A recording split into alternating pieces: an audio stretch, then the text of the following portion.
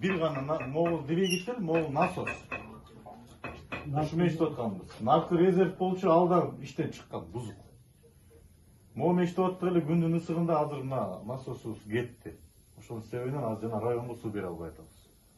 Onu böyle deseniz akçamız çok.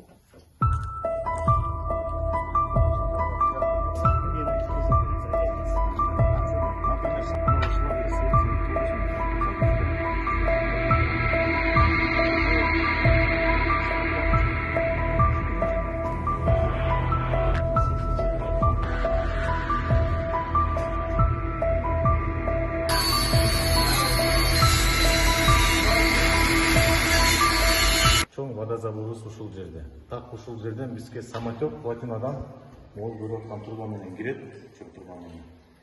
Ушул турба менен кирет дагы жакынга алып берсеңиздерде хлоратордун турбасы менен аралашма хлор кошулат дагы очистка менен. Кайра мына астыбызда турган турба менен шаар элине подача берилет. Бул жерде положено 8 двигатель насостор болуш керек эле, но из них 3 стройдон чыгып, азыр 5 гана иштеп атат да. Biz как хозрасчетное предприятие, акча каражатын тартыштыгынан биздин өзүбүздүн ишкананын алы жетпей атат. Жаңы двигатель алгангачы. Даже ремонт кылганга акчабыз жетпейт. Ал эми өзүбүздүн шаар тургундарына маалым. Могуда азыр көрүп атасыздар, 8 насос иштеп турган жерде 5 иштеп нагрузка болуп атат.